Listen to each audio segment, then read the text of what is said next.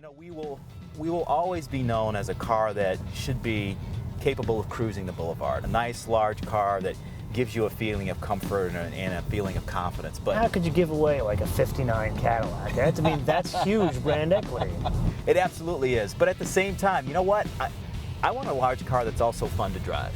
You know, what we tried to do is kind of taking the things that we've been known for, but sort of redefining the formula. You know, one of the ways that we accomplish making a vehicle that's fun to drive, that's this size, is starting with the mass, and it's a very mass-efficient vehicle. Even though it's got 40 inches of knee room and an 18 cubic foot trunk, it's only 4,000 pounds. Well, to be precise, 4,004 pounds. 4,004. 4,004, yeah. An extended Atlanta area code. And you know what? That's similar actually to the CTS. Oh, it's not much more than I think about it. Some versions of the CTS are actually a little bit more than that. You know, it's less than the DTS. This isn't a replacement for DTS, but it's less than the DTS. And what that really enables us to do is set the vehicle up to be dynamically very pleasing. But we don't stop there. We also have magnetic ride control standard in this car. So the same... So you're already giving me magnetic ride control, and it's not a V yet. And it's not a V yet. No, that's true. So obviously it's the same technology that we use on our V. In there, we use it and we dial it to give absolutely crisp handling. In XTS, we use it to strike a balance. Contributing to that, we've got rear air shocks that help set the attitude of the vehicle so that you're never too low or too high. Are we driving a car or flying an airplane? You know what? Sometimes it can sound like that. And then, believe it or not, we've got Brembo brakes as standard. Wait a minute. Brembo brakes on a big Cadillac. Killing me. Like I said, we're redefining the formula. So hey, I'm excited for you to drive it, man. I'm ready. I mean, you're the one bogarting the seat over there, not me. You know what? I'm having fun, so what can I say? Tell me this, do I have a dual mode here?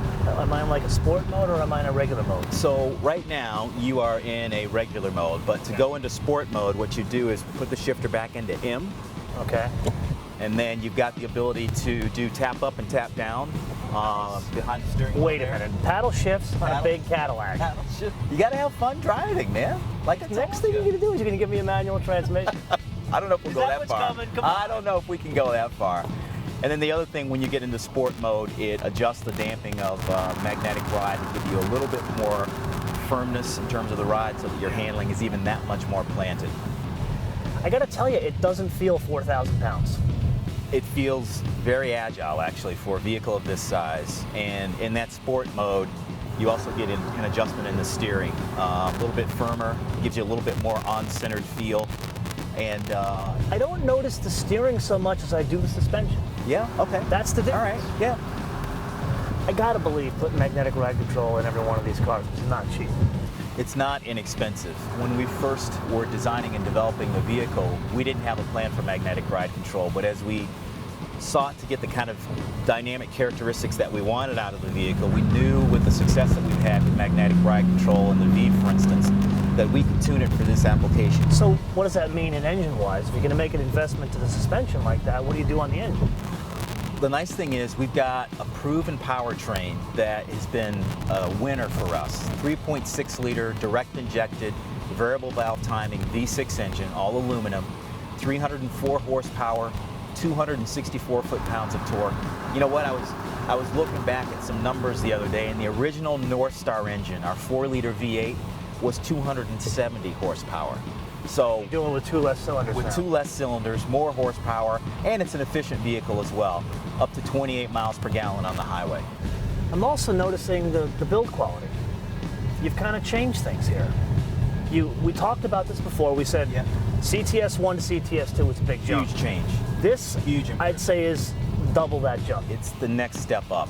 You know, if you look at the pieces on the interior, a nice, long, continuous sweep of metal, no seams, no unusual breaks.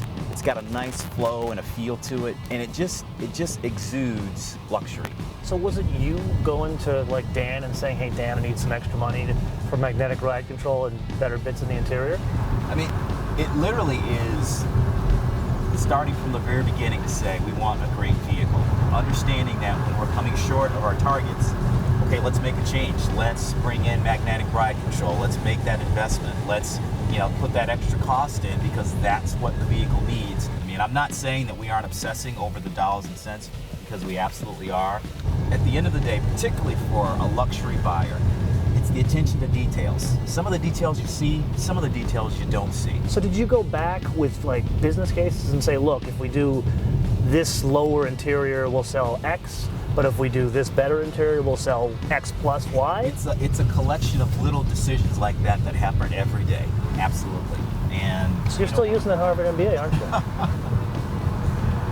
So what kind of building blocks does that give you for the future?